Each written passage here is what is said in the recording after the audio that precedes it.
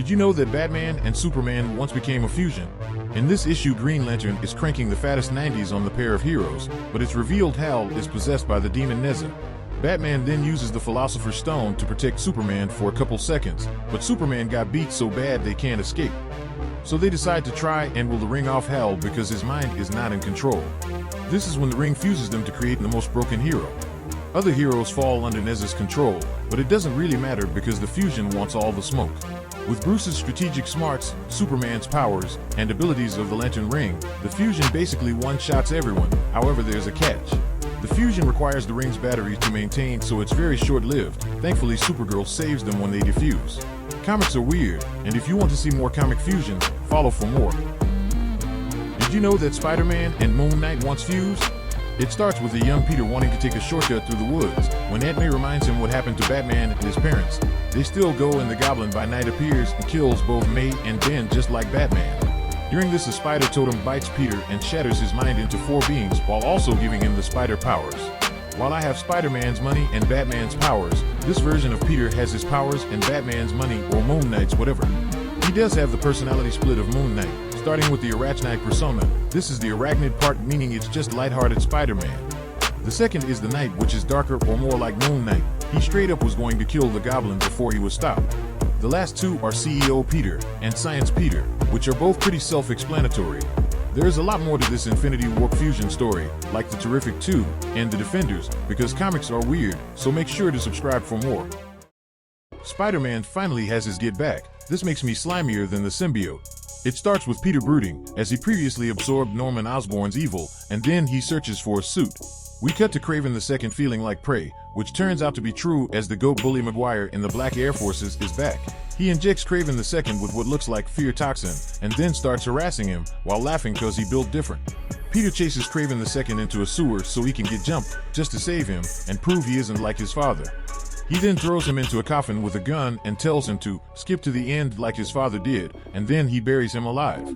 The only thing harder than me is the images drawn for this issue. Just look.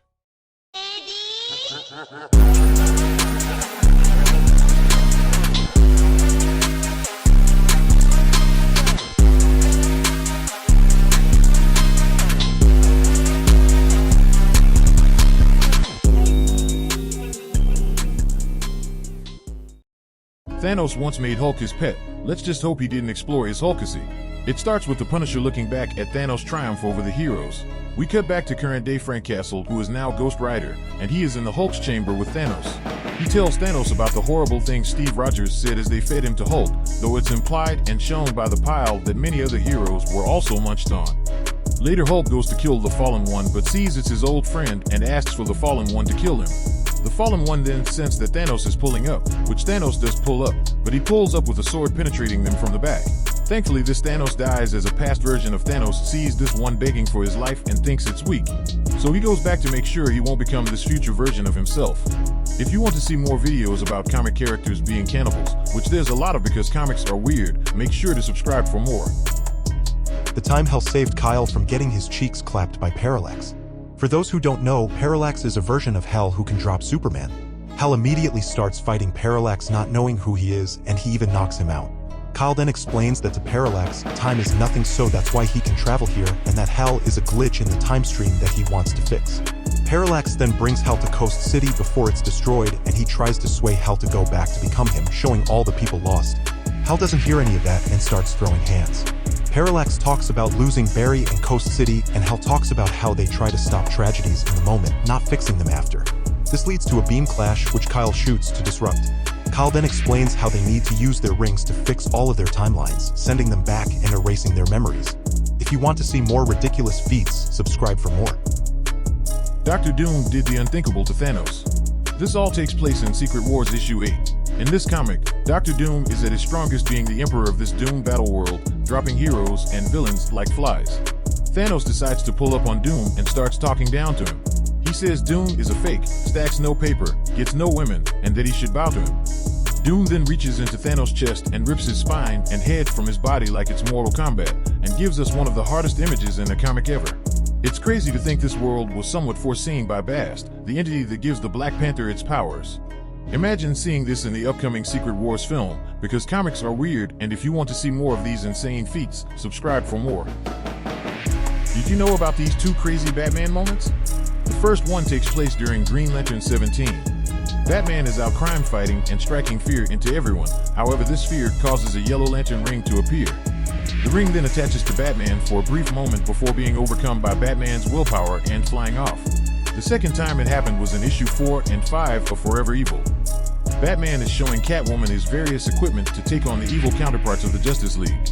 That's when Green Lantern's counterpart, Power Ring, pulls up and Batman uses his yellow ring he got from an attack by Sinestro. He creates a bat as his construct, but it gets destroyed easily because the ring has no charge. Thankfully, Sinestro saves Bruce, and he even talks about how Batman should become a Yellow Lantern because he would be great. Comics are weird, and if you want to see more of these moments, subscribe for more. Have you ever seen this insane Spider-Man moment? It starts with Spider-Man and the Avengers meeting as the villains escape Rikers Island. This causes Spider-Man to rush to his family knowing who is after them. We see Venom holding his wife and daughter hostage. This time, Peter isn't making jokes and is not holding anything back. Mary Jane sees the Avengers are busy, so she decides to get firemen to help since sound is a weakness of Venom's. Brock is chasing Mary Jane as she hits the siren, just for a brief second to let Peter catch up. The building is surrounded by fire which weakens Venom, but is also hindering Peter. MJ lets Peter know that they're the only two in the area that can be harmed, and as Venom talks about wanting to fight again, Peter says nah, and crushes the building on them both.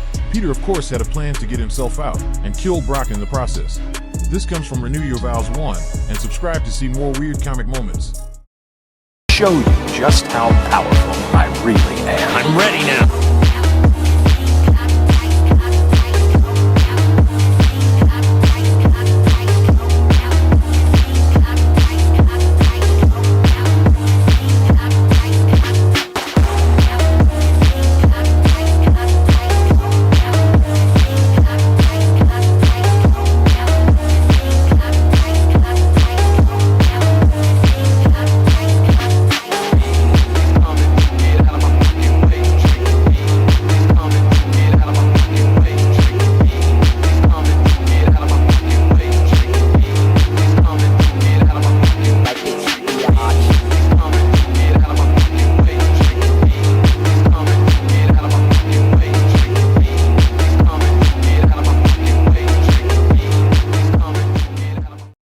One of the most insane Superman comics you didn't know about.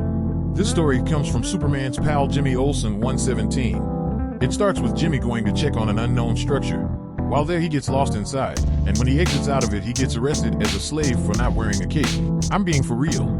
Jimmy is then bought by this universe's Superman for 95 cents. After this, Jimmy has to serve Clark drinks as he goes to a swingers party, and then we also learn that Clark is a unicorn hunter and is the world's greatest detective. Clark gets annoyed with Jimmy being a bad slave and sells him. We then learn that Superman's dad started this cape slavery because of our universe's Superman and friends accidentally landing there. Jimmy then gets bought by himself and gets blasted back to his world to tell Superman about the slavery which Clark laughs about. Comics are weird, and if you want to see more moments like this, subscribe for more.